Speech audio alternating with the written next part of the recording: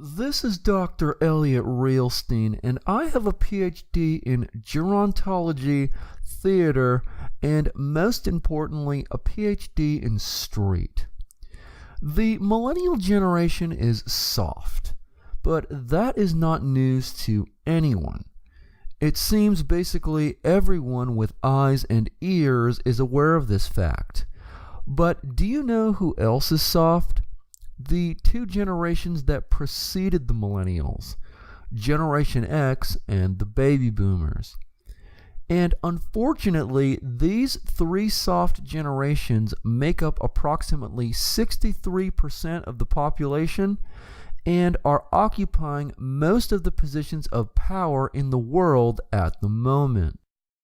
Amongst these generations, there have been alternative lifestyles, fetishization, sexual escapades, and mental illness that are the most unique, trivial, and bizarre that human history has ever encountered. And these issues get more minute and outlandish with each year that goes by. The alternative lifestyles and mindsets that have manifested are so peculiar yet vast that no proper analysis of the genesis of this issue has been properly completed.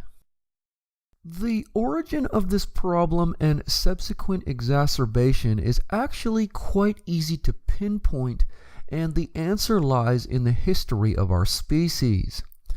Throughout human history, no matter what changes were made in technology, infrastructure, the economic makeup of the population, or even the climate surrounding them, there were two undeniable axioms in the human experience: war and hunger. Even the paucity of individuals born into divine leadership faced the constant threat of revolution or overthrow from the disgruntled masses, or more commonly, the threat of being conquered militarily by a rival nation. If one were to glance at Maslow's hierarchy of needs, it will come as no shock that throughout human history, the very strong majority of the 107 billion people who have ever lived their entire existences on this planet without having their basic needs satiated. Not even close in most cases. Months of operating on empty or half-full stomachs, the constant threat of invading tribes or nations, hell-bent on conquering and destroying their land and enslaving the population, and military service and fighting in wars were as commonplace in people's lives before the baby boom as the internet is to ours now. The reality that was faced by the majority of the population has turned on its head, especially in the Western world. The last three generations have not had to put their lives on the line and participate in any sort of armed combat for liberty or country, and they only know a life of unfettered access to ubiquitous resources. People born before the baby boom were emaciated but were strong as iron. Those born in the baby boom and after are gluttonous and feeble. The human brain is an unbelievably powerful instrument, and when left to its own devices has the ability to erode an individual's entire outlook and value system. When people lived lives in which they did not have their basic needs met, the brain would focus like a laser beam on tackling the issue and attempt to formulate solutions to these elemental and, more importantly, tangible issues that were of life and death importance. When your day-to-day existence is on a full stomach, where the immediate replenishment to a full stomach when you feel a tad hungry is readily available, and where there is no existential threat on you of invading armies determined to take and destroy what you have and what you have built, then your basic needs are met. You will not go hungry, and you will never have to put your life on the line in battle. Situations where basic needs are satiated are where the mind starts to betray itself. Instead of the mind focusing on determining matters of preservation for the self and for loved ones in a highly dangerous and moreover scarce world, it delegates this energy to questions of self-realization, self-esteem, and trivial issues such as perception amongst others, aesthetics, and the need to feel appreciated and rewarded. The average person in the Western and developed world lives a life of immense luxury, and without the threat of war and violence, lives a life that is more comfortable than kings and emperors of the past. In modern countries that have a scarcity of luxuries, there are less incidents of mental health issues.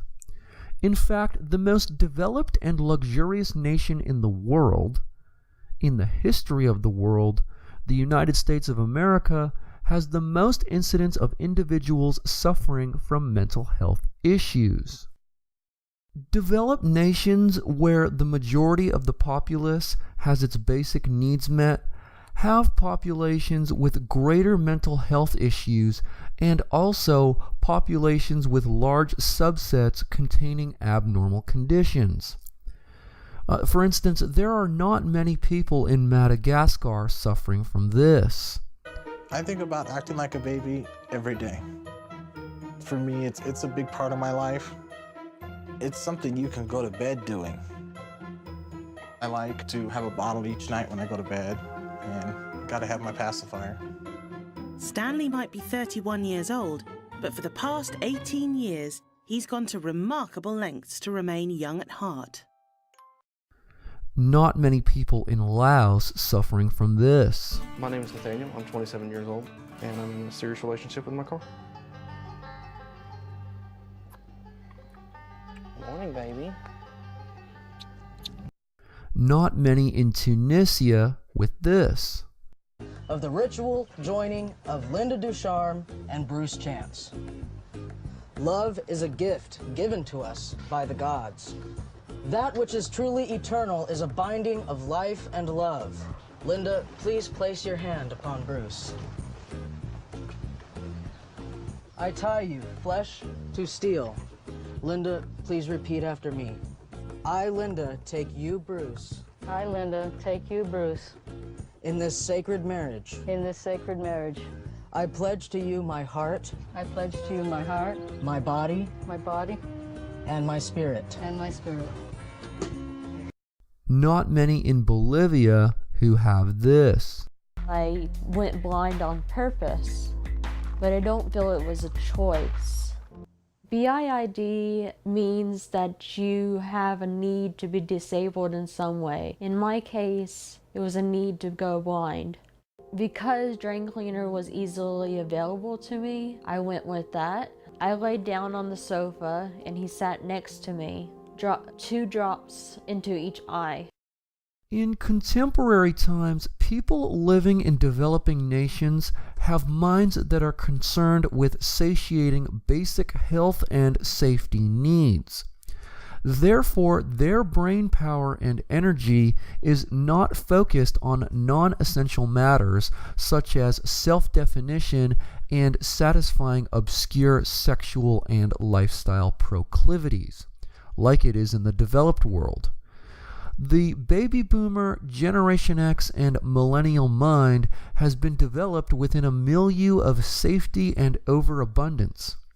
Therefore, problems which do not pertain to survival have moved to the forefront of mental consciousness and have been delegated an irrational amount of gravity, which explains the subcultures that manifest from seemingly nowhere and seem to be spreading amongst society like an untreated virus. People in the Western world living in safe homes, never fought in any wars, and have food in the fridge and in the cupboards all hours of the day are as or more likely to suffer from anxiety, depression, and ailments of that nature than people from sub-Saharan Africa who have scarce food, poor housing, poor health care, if any, and whose lives are constantly under threat from coups, ethnic cleansing, and tribal warfare. Does that make any sense to you? We cannot change the lives in which we were born into.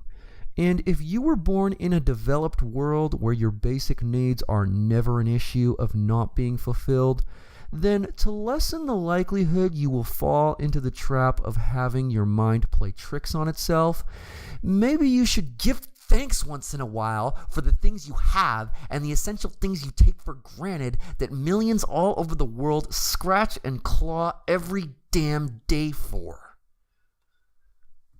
God.